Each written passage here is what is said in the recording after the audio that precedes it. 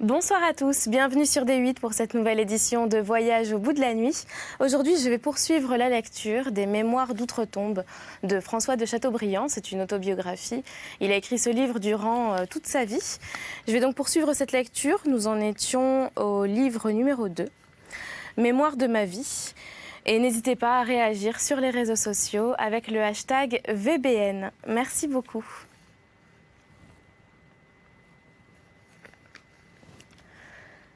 Je trouvais en arrivant à Combourg de quoi nourrir ma piété. C'était une mission. J'en suivis les exercices et je reçus la confirmation sur le perron du château avec les petits paysans et les petites paysannes de la main de l'évêque de Saint-Malo. Après cela, on planta une croix en souvenir de la mission. J'aidais à la soutenir, tandis qu'on la fixait sur sa base. Elle existe encore. De tout ce que j'ai planté à Combourg, une croix seule est restée debout, comme si je ne pouvais rien créer de durable que pour la douleur, ni marquer mon passage sur la terre autrement que par des monuments de tristesse. La croix de la mission s'élève devant la tour où est mort mon père. Depuis 30 années, elle n'a vu paraître personne aux fenêtres de cette tour. Elle n'est plus saluée par les enfants du château. Elle attend, en vain, chaque printemps le retour du père et de la mère. Elle ne voit revenir, au lieu de la famille, que les hirondelles, compagnes de mon enfance et plus fidèles à leur nid que l'homme à sa maison. Heureux si, sans chercher ailleurs des orages, ma vie s'était écoulée inconnue, au pied de la croix de la mission, et si mes cheveux n'eussent été blanchis que par le temps qui a couvert de mousse les branches de cette croix. Je ne tardais pas à partir pour le collège de Rennes, où je devais poursuivre mes études et surtout me fortifier dans les mathématiques sous un excellent maître, afin de subir ensuite l'examen à Brest pour être reçu garde de la marine. Monsieur de Fayolle était alors principal du collège de Rennes. On y comptait 3 professeurs distingués. L'abbé de Châteaugiron pour la seconde, l'abbé Germet pour la rhétorique et l'abbé Lemarchand pour la physique. Le pensionnat était nombreux et les externes plus nombreux encore. Les études étaient fortes et bien suivies. Dans les derniers temps, Geoffroy et Guinguené, sortis de ce collège, auraient fait honneur à Sainte-Barbe ou au Plessis. Une chose assez singulière, c'est que le chevalier de Parny avait aussi étudié à Rennes et que j'héritais de son lit dans la chambre qui me fut assignée. Rennes fut pour moi une Babylone et le collège un monde. La multitude des écoliers, le nombre des maîtres, la grandeur des bâtiments, du jardin et des cours me paraissaient incroyables. Je m'y habituais pourtant. Et bientôt, je pris sur mes nouveaux camarades l'ascendant que j'avais eu à Dole, sur mes anciens compagnons. Il m'en coûta quelques combats. Les petits Bretons sont d'une humeur fort belligérante. On se donnait des rendez-vous pour les jours de promenade dans le jardin des Bénédictins, appelé le Tabor. Là, on se battait. C'était de véritables duels. Nous nous servions de compas de mathématiques attachés au bout d'une canne, où nous en venions à une lutte corps à corps, plus ou moins dangereuse, selon la gravité du cas. Il y avait des juges de camp qui décidaient s'il échait gage et de quelle manière les champions devaient mener des mains. Pour que le combat cessât, il fallait qu'une des 2 parties s'avoue vaincue. Je retrouvais au collège mon ami Guéril, qui présidait comme à Saint-Malo à ses engagements. Il fut témoin pour moi dans une affaire que j'eus avec Saint-Riveul, jeune gentilhomme qui eut l'honneur d'être la première victime de la Révolution. Il fut tué dans les rues de Rennes, en se rendant avec son père à la chambre de la noblesse. Je tombai sous Saint-Riveul. Je ne voulus jamais demander grâce, et je fus tellement maltraitée que la peau de ma tête, décollée du crâne, était à demi arrachée avec mes cheveux. Je rencontrais aussi à ce collège 2 hommes devenus depuis bien différemment célèbres, Moreau, le fameux général, et Limoelan, auteur de La Machine infernale, aujourd'hui prêtre en Amérique. Moreau avait 5 ou 6 ans de plus que moi. Il était externe. Limoelan, pensionnaire, était à peu près de mon âge. Saint-Rivel, Limoelan, Guéril et moi, nous nous liâmes d'une étroite amitié. On a rarement trouvé à la même époque, dans une même province, dans une même petite ville et rassemblés sous le même toit d'aussi singulières destinées. Je ne puis m'empêcher de raconter ici, un tour d'écolier, que joua au préfet de semaine mon camarade Limoelan. Le préfet avait coutume de faire sa ronde tous les soirs, dans les corridors après la retraite, pour voir si tout était bien, et si nous dormions paisiblement. Il regardait à cet effet par un trou pratiqué dans chaque porte. Limoelan, Guéril, Saint-Rivel et moi, nous couchions dans la même chambre. D'animaux malfaisants, c'était un fort bon plat. Vainement avions-nous plusieurs fois bouché le fatal trou avec du papier. Le préfet poussait le papier avec son doigt et nous surprenait, sautant sur nos lits et cassant nos chaises. Un soir, Limoelan, sans nous communiquer son projet, nous engage à nous coucher et à éteindre la lumière. L'instant d'après, nous l'entendons se lever, aller à la porte et puis se mettre au lit.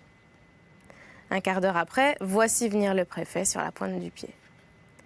Comme avec raison, nous lui étions fort suspects, il s'arrête à notre porte.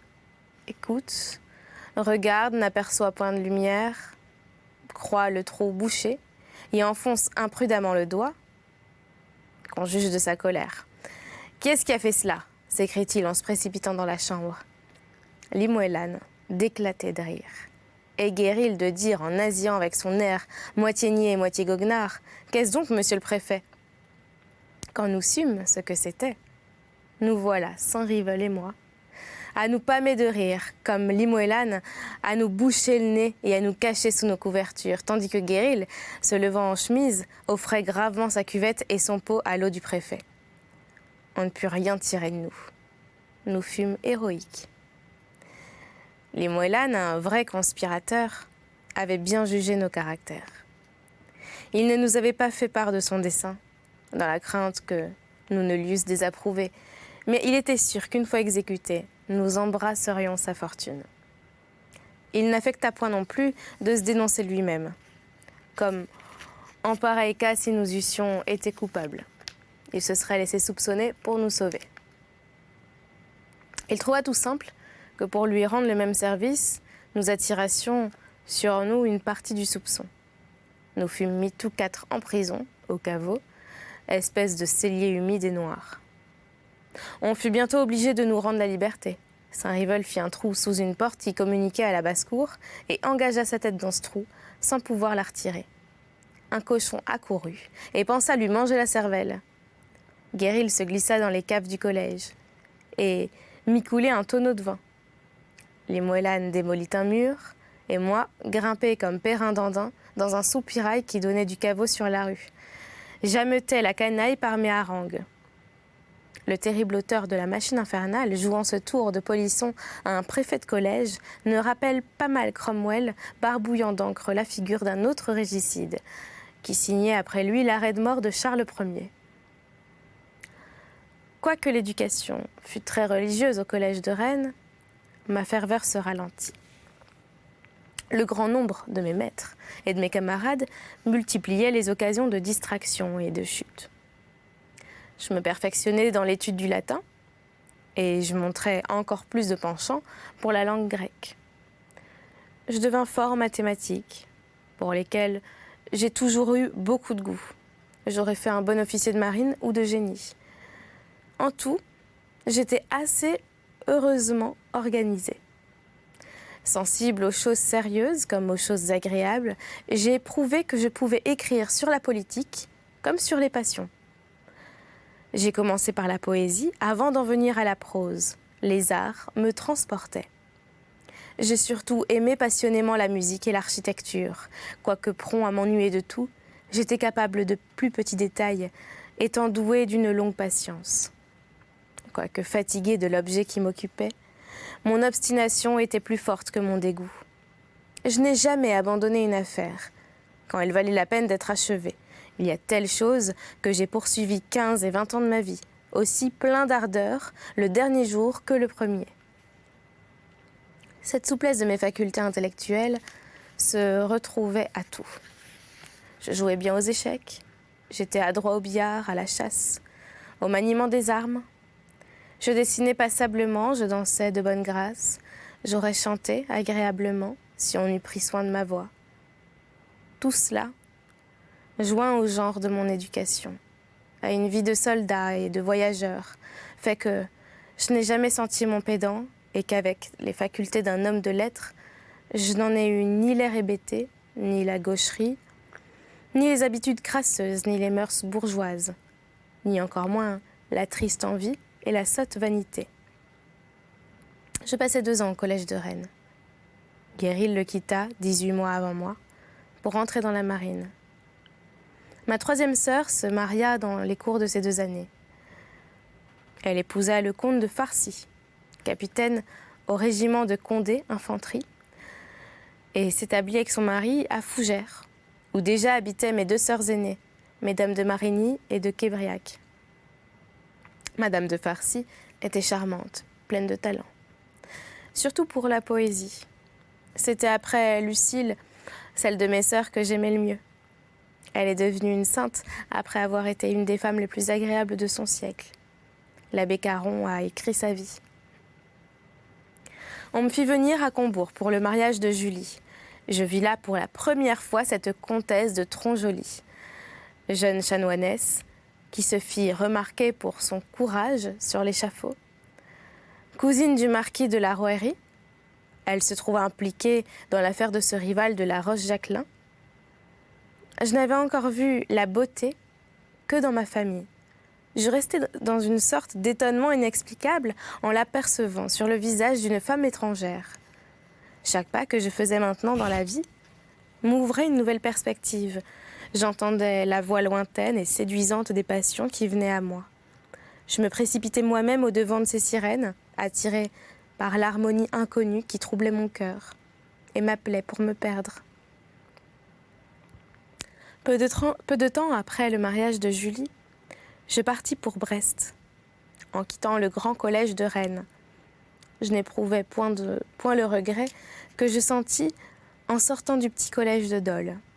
Il en est peut-être des études comme des amours. Ce sont les premières qui sont les plus belles. Il est probable aussi que, sans m'en apercevoir, je n'avais déjà plus cette fleur d'innocence qui nous fait trouver un charme à tout ce qui est innocent comme nous. Mon frère m'embarqua dans la diligence de Rennes. On m'adressa à Brest à un de mes oncles maternels, le comte de Ravenel de Boistilleul, chef d'escadre, qui n'est mort que depuis quelques années. Il a laissé 2 fils, dont l'un, officier d'artillerie, très distingué, a épousé la fille unique de ma sœur, la comtesse de Farcy. En arrivant à Brest, je ne trouvais point mon brevet d'aspirant. Je ne sais quel accident l'avait retardé. Je restais donc ce qu'on appelait soupirant, et comme tel, libre de toute étude régulière. Mon oncle me mit en pension, à une table d'hôte d'aspirants, et me présenta au commandant de la marine, le comte Hector. Maître de moi-même pour la première fois, je m'abandonnais à mon instinct solitaire. Je ne voyais que mes maîtres d'armes, de dessin et de mathématiques. Les 3/4 du jour, je m'enfermais dans ma chambre, où j'allais parcourir le port et me promener au bord de la mer. Je n'avais encore vu qu'au lieu de ma naissance, cette mer que je devais tant de fois traverser et rencontrer sur tant de rivages. En la retrouvant à Brest, je fus transportée. Elle était plus vaste qu'à Saint-Malo, elle se brisait à l'extrémité de la Bretagne. Après ce cap avancé, il n'y avait plus rien qu'un océan sans bornes et des mondes inconnus. Ma jeune imagination se jouait dans ces espaces immenses. Souvent, passant à recouvrance et m'asseyant sur quelques mâts qui gisaient le long du quai, je regardais, la tête appuyée sur ma main, les occupations de la foule et les mouvements du port, constructeurs, matelots, militaires, douaniers, forçats, passaient et repassaient devant moi. Je voyais des voyageurs débarquer ou s'embarquer, des pilotes commander les manœuvres, des charpentiers équarrir des pièces de bois, des cordiers filer les câbles, des mousses allumer des feux sous des chaudières de goudron. On portait et l'on rapportait de la marine au magasin, et des magasins à la marine, des balles de marchandises, des sacs de vivres, des trains d'artillerie. Ici, des charrettes s'avançaient dans l'eau pour recevoir des chargements. Là, des palans enlevaient des fardeaux, tandis que des grues descendaient des pierres et que des machines creusaient le port. Les forts répétaient des signaux, des chaloupes allaient, venaient, de grands vaisseaux appareillaient ou rentraient dans les bassins. Mon esprit se remplissait alors d'idées vagues sur la société, ses biens et ses maux. Je ne sais quelle tristesse me gagnait. Je quittais le mât sur lequel j'étais assis, symbole d'une vie, qui devait être, comme ce mât, battu par la tempête et qui, comme lui, ne devait reposer qu'un instant au rivage. Je remontais l'espèce de torrent qui coule dans le port de Brest. J'arrivais à un détour où le port disparaissait. Là, ne voyant plus rien qu'une vallée solitaire, étroite et stérile, mais entendant encore le murmure confus de la mer et la voix des hommes, je me couchais au bord de la petite rivière. Tantôt regardant couler l'eau, tantôt suivant des yeux le vol de la corneille marine, jouissant du silence autour de moi, ou prêtant l'oreille au coup de marteau du calfa, je tombais dans la plus profonde rêverie. Au milieu de cette rêverie, si le vent m'apportait le bruit du canon lointain de quelques vaisseaux qui mettaient à la voile, je tressaillais, et des larmes tombaient de mes yeux. Un jour, j'avais dirigé ma promenade vers l'extrémité du port, du côté de la pleine mer. Il faisait chaud. Je m'assis sur la grève et je m'endormis. Tout à coup, je suis réveillée par des coups de canon. J'ouvre les yeux et j'aperçois la rade couverte de vaisseaux. C'est la grande escadre qui rentrait après la signature de la paix. Je restais ébahie du magnifique spectacle. Les vaisseaux manœuvraient sous voile, se couvraient de feu, faisaient des signaux, arboraient des pavillons. Ils présentaient la poupe, la proue, le flanc. Ceux-ci, jetant l'ancre, s'arrêtaient au milieu de leur course, comme par enchantement. Ceux-là continuaient à se jouer sur les flots, où ils laissaient une trace brillante. Rien ne m'a donné dans ma vie une plus haute idée du génie de l'homme. Il semblait partager dans ce moment une partie de la puissance de celui qui a dit à la mer « Tu n'iras pas plus loin ». Tout Brest accourut sur le rivage. Bientôt, des chaloupes se détachent de la flotte et abordent au port. Les officiers, dont elles étaient remplies, le visage brûlé et noirci par le soleil, avaient l'air étranger qu'on apporte des pays lointains et quelque chose de gai, de content, de fier, de hardi, comme des hommes qui venaient de rétablir l'honneur du pavillon blanc. C'était ce corps de la marine, si méritant, si distingué, si illustre, qui, échappé au coup de l'ennemi, devait périr sous ceux des Français.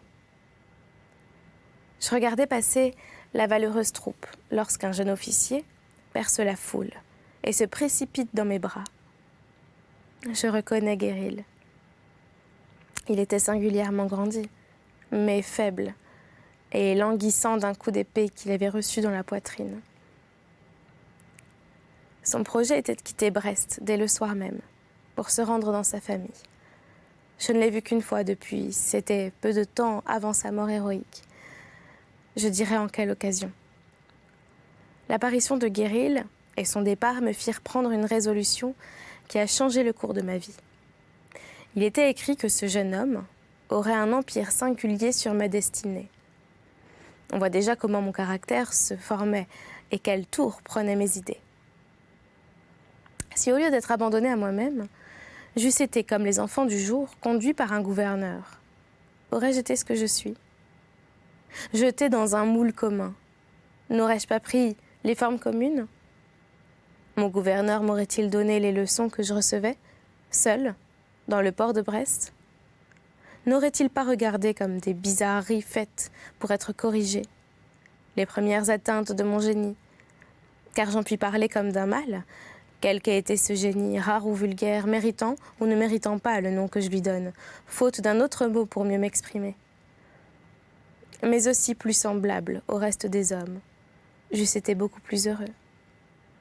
Celui qui, sans m'ôter l'esprit, fut parvenu à tuer ce qu'on a appelé mon talent, m'aurait rendu un grand service. Lorsque mon oncle me conduisait chez monsieur Hector, j'en revenais tout bouleversé. Je ne pouvais entendre sans agitation les jeunes et les vieux marins raconter leurs campagnes et parler des pays qu'ils avaient parcourus. L'un arrivait de l'Inde, l'autre de l'Amérique. Celui-là devait appareiller pour faire le tour du monde. Celui-ci allait rejoindre la station de la Méditerranée et visiter les côtes de la Grèce. Puis venait le récit des combats anciens et nouveaux, les noms des Quédiques, des Destins, des Suffrènes n'étaient pas oubliés. J'écoutais tout sans dire mot, le visage rouge, le cœur palpitant. C'en était fait de mon sommeil pour la nuit. Je la passais à livrer en imagination des combats ou à découvrir des terres inconnues. Quoi qu'il en soit, en voyant Guéril retourner chez ses parents, je pensais que rien ne m'empêchait d'aller retrouver les miens. J'aurais assez aimé le service de la marine, si mon esprit d'indépendance ne m'eût éloigné de tous les genres de services. J'ai toujours eu horreur d'obéir. Les voyages me tentaient, il est vrai, mais je sentais que je ne les aimerais que seul en suivant mes volontés et mes caprices. Enfin, donnant la première preuve de ma facilité à me dégoûter de tout, sans en avertir mon oncle Ravenel, sans en écrire à mes parents, sans en demander la permission à personne, sans attendre mon brevet d'aspirant, je partis, un beau matin, pour Combourg, où je tombais comme du ciel. Je m'étonne encore aujourd'hui qu'avec la frayeur que m'inspirait mon père, j'eusse osé prendre une pareille résolution. Est-ce qu'il y a d'aussi étonnant? C'est la manière dont je fus reçue. Je devais m'attendre au transport de la plus vive colère. Je fus accueillie doucement. Mon père se contenta de secouer la tête, comme pour dire « Voilà une belle équipée ». Ma mère m'embrassa de tout son cœur en grognant, et ma Lucille, avec un ravissement de joie, c'étaient désormais les seuls habitants du château. Livre numéro 3. 4 années se sont écoulées depuis que le livre précédent est écrit. Les dernières lignes de ce livre furent tracées sous la tyrannie expirante de Buonaparte. Je commence les premiers mots du livre actuel, sous le règne du roi, après la seconde restauration. Ces 4 années du règne des Bourbons m'ont ramené sur la scène du monde. J'ai vu de près les rois et les chimères politiques se sont évanouies, comme ces chimères plus douces dont je vais continuer le récit. Je dois dire d'abord ce qui me fait reprendre mes mémoires. Le cœur humain est le jouet de tout. Et on ne saurait prévoir quelle circonstance frivole va causer ses joies ou ses douleurs. Je suis maintenant à Montboissier, sur les confins de la Beauce et du Perche. Le château de cette terre appartenant à Madame la comtesse de Colbert a été vendu et démoli pendant la Révolution. Il ne reste que 2 pavillons séparés, qui composaient autrefois le logement du concierge. Le parc qu'on a voulu arranger à l'anglaise conserve des traces de son ancienne régularité française. Des allées étroites, des taillis encadrés comme des charmilles, d'où s'élèvent quelques pins, lui donnent un air sérieux. Il plaît comme une ruine. Hier soir, je me promenais seule. Le ciel ressemblait à un ciel d'automne. Un vent froid soufflait par intervalles, parvenu à la lisière d'un taillis. Je m'arrêtais pour regarder le soleil. Il s'enfonçait dans les nuages au-dessus de la tour d'Alluy. D'où Gabrielle, habitante de cette tour, avait vu comme moi le soleil se coucher il y a 200 ans. Que sont devenus Henri et Gabriel? Est-ce que je serais devenue moi-même quand ces mémoires seront publiées? Je fus tirée de mes réflexions par le gazouillement d'une grive perchée sur la plus haute branche d'un bouleau. À l'instant de ce son magique fit reparaître à mes yeux les chants paternels. Je revis ces chants, où j'entendis si souvent siffler la grive. Quand je l'écoutais alors, j'étais triste comme aujourd'hui. Mais quelle différence de tristesse! Cette première tristesse était celle qui naît d'un désir vague de bonheur lorsqu'on est sans expérience. La tristesse que j'éprouve maintenant vient du désenchantement du cœur, quand tout est connu et jugé. Le chant de l'oiseau dans les bois de Combourg ne m'entretenait que de l'avenir et me promettait d'une félicité que je croyais bientôt atteindre. Le même chant dans le parc de Montboissier ne me rappelait que le passé et des jours perdus à la poursuite de cette félicité fugitive. Naître, désirer, mourir, c'est donc tout. Désormais, je n'ai plus rien à apprendre, rien à découvrir dans le voyage. J'ai marché plus vite qu'un autre et j'ai déjà fait 2 ou 3 fois le tour de ma vie. Le temps fuit et m'entraîne. Je n'ai pas même la certitude de pouvoir achever ces mémoires. Dans combien de lieux ai-je déjà commencé à les écrire et dans quel lieu les finirai-je? Combien de temps me promènerai-je au bord des bois? Mettons à profit le peu de jours qu'il me reste. Hâtons-nous de peindre ma jeunesse, tandis que j'y touche encore. Le navigateur qui quitte pour jamais un rivage enchanté écrit son journal à la vue de la terre qui s'éloigne et qui va bientôt disparaître. On a vu à la fin du livre précédent mon retour au château de Combourg et comment je fus accueillie par mon père, ma mère et ma sœur Lucille. On n'a peut-être pas oublié que mes 3 autres sœurs s'étaient mariées et qu'elles vivaient dans des terres de leur nouvelle famille, aux environs de Fougères. Quant à mon frère, dont l'ambition commençait à se développer, il était plus souvent à Paris qu'à Rennes. Il acheta bientôt une charge de maître de requête que M. de Malesherbes le força de vendre pour rentrer au service, comme la véritable carrière d'un homme de son nom, lorsqu'il épousa mademoiselle de Rosambeau. À cette époque, il s'attacha au corps diplomatique et suivit Monsieur le Comte à la Luzerne à Londres. Il écrit sur le point d'obtenir l'ambassade de Vienne quand la Révolution éclata. Il sollicita ensuite celle de Constantinople, mais il eut pour concurrent Mirabeau, à qui cette ambassade fut promise pour prix de sa réunion au parti de la cour. Mon frère avait donc à peu près abandonné Combourg au moment où je revins l'habiter. Cantonné dans sa seigneurie, mon père ne le quittait plus. Pas même pendant la tenue des États. Ma mère allait tous les ans passer 2 mois à Saint-Malo pour faire ses Pâques. Elle attendait ce moment comme celui de sa délivrance, car elle détestait Combourg, 1 mois avant le voyage tant désiré. On en parlait comme d'une entreprise hasardeuse. On faisait des préparatifs, on laissait reposer les chevaux. La veille du départ, on se couchait à 7 heures du soir pour se lever à 2 heures du matin. Enfin, ma mère, à sa grande satisfaction, se mettait en route à 3 heures et employait toute la journée pour faire 12 lieues. Et c'est là-dessus que nous allons arrêter cette lecture pour aujourd'hui. J'espère que vous l'avez apprécié. N'hésitez pas à réagir sur les réseaux sociaux avec le hashtag VBN.